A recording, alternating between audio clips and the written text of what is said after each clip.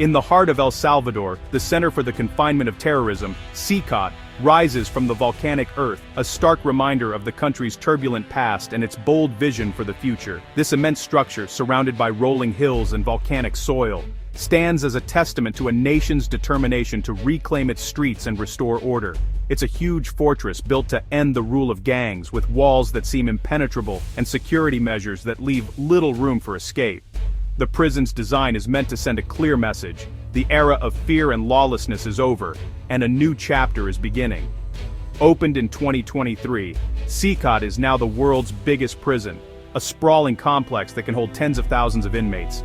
Its sheer size and scale are unprecedented in the region, making it a focal point for both national pride and international scrutiny.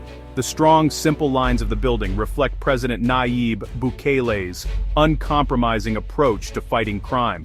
For Bukele, CECOT is more than just a prison. It's a symbol of his government's promise to protect ordinary Salvadorans and restore hope to communities long plagued by violence. For many people in El Salvador, CECOT is like a savior. Families who once lived in constant fear now speak of relief and newfound hope. Streets that were once empty after dark are coming back to life, and children can play outside again. The prison represents a promise kept after years of terror caused by gangs like MS-13 and Barrio 18. For decades, these groups controlled neighborhoods, extorted businesses, and left families mourning loved ones lost to violence. The government often releases images of tattooed men packed tightly into cells, their faces hardened by years of crime. These images are meant to show the public that the state is finally in control, and that the gang's reign is ending. This display of power has made Bukele extremely popular, fueling a wave of support for his tough-on-crime policies. Government campaigns highlight falling crime rates and celebrate the return of peace, reinforcing the message that security is finally within reach. But for those who defend human rights, CECOT is a symbol of something much darker, a place where due process is ignored and basic rights are at risk. Activists warn that the rush for security has come at a steep cost, with many innocent people caught in the dragnet.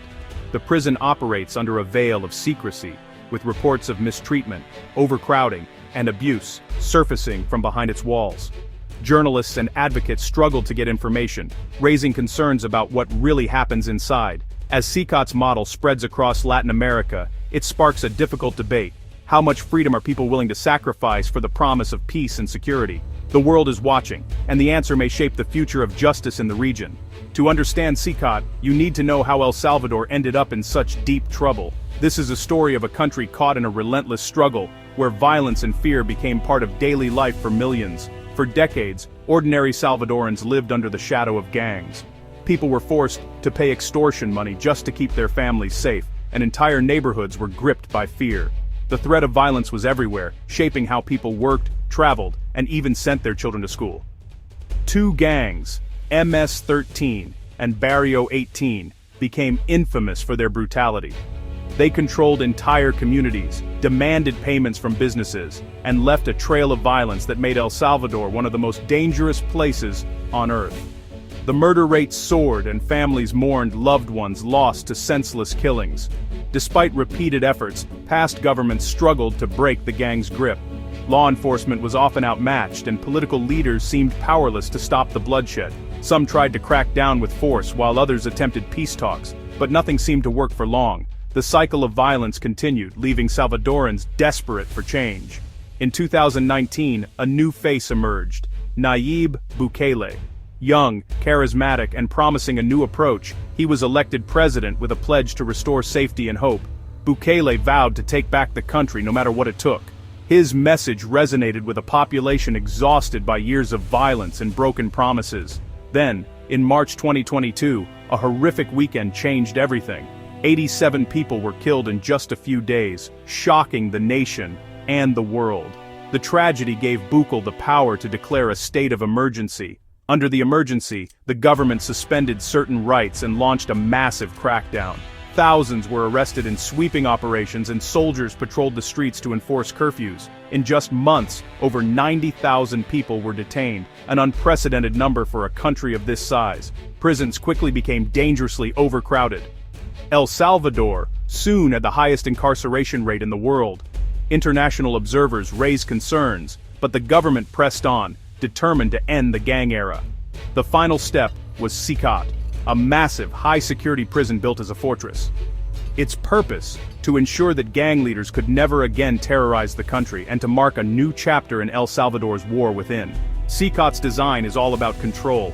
It has 8 concrete sections and each one is a world of being alone. Cells hold up to 80 men. They are stripped of their identity, sleeping on bare metal beds under bright, never-ending artificial light. No fun activities, no visitors, no hope. Just constant watching and taking things away. Being clean is a luxury, not much water, shared soap, open toilets, and small amounts of food used as punishment. Guards and cameras make sure everyone obeys completely. Devices that block signals cut off the outside world. Prisoners rarely leave their cells. They can't talk to lawyers or family. Once you're inside, you're just a number, cut off from your rights and the world outside. CECOT is not just a prison. It's a machine for taking away who you are and your ability to make your own choices. In 2025, CECOT became a place where the US held people from other countries. The Trump government sent 252 Venezuelan men back to El Salvador. Many were seeking safety, and most had no criminal record. They disappeared into CECOT. The US paid El Salvador millions to hold them, letting a country known for bad prison treatment handle its border issues. For 4 months, the men were held without being able to communicate. Their families didn't know what happened to them, and their rights were gone. No lawyers, no contact, no way to get help. They were just like ghosts in a secret deal between 2 countries.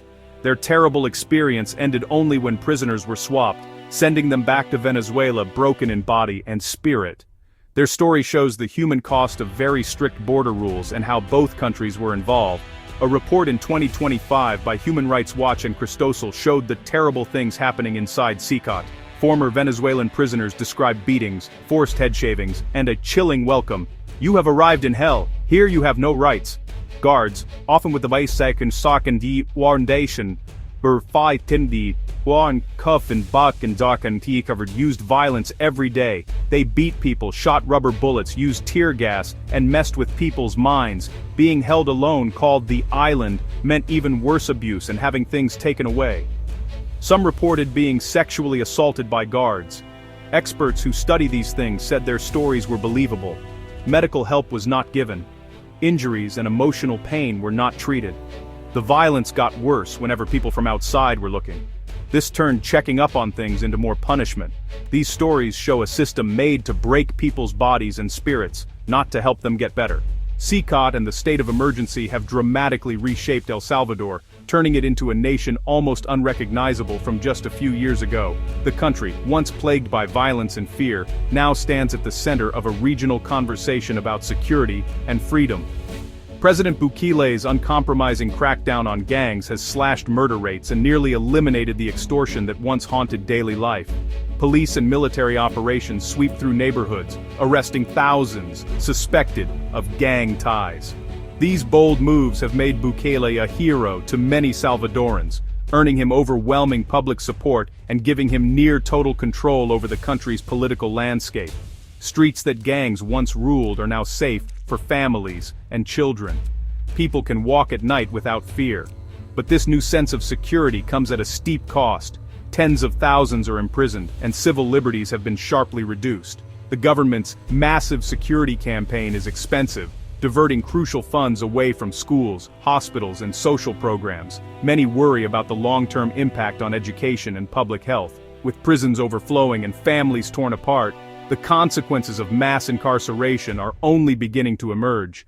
No one knows what the future holds for those behind bars, or for the society left outside. In the poorest neighborhoods, the presence of police and soldiers is constant. For some, the fear of gangs has simply been replaced by the fear of the authorities. Young men, especially those living in marginalized areas, risk arrest simply for looking suspicious or being in the wrong place at the wrong time. Many families live in constant anxiety. The social contract has shifted. Many Salvadorans now accept strict government control and fewer rights in exchange for safety. But not everyone agrees with this trade-off, and protests over human rights abuses are growing. Across Latin America, leaders and citizens are watching closely. Some see the Bukel method as a model for their own countries, hoping to replicate El Salvador's dramatic drop in crime. But this approach is sparking fierce debate. Should security come at the expense of democracy and human rights? Or is this the only way to break the cycle of violence? The world is asking, is this the price of peace, or the beginning of a new era where power is concentrated in the hands of one leader? El Salvador's bold experiment is now a test case for an entire continent, raising urgent questions about the future of freedom, justice, and security in Latin America. On December 12, 2025, Costa Rican President Rodrigo Chavez visited CECOT. This showed he was interested in Bukele's way of doing things. Costa Rica is facing a lot of violence and is thinking about building its own high-security prison and using tough methods. The visit ended with the Shield of the Americas agreement. El Salvador will share its ways of fighting gangs and training. For Bukele, it's a diplomatic win.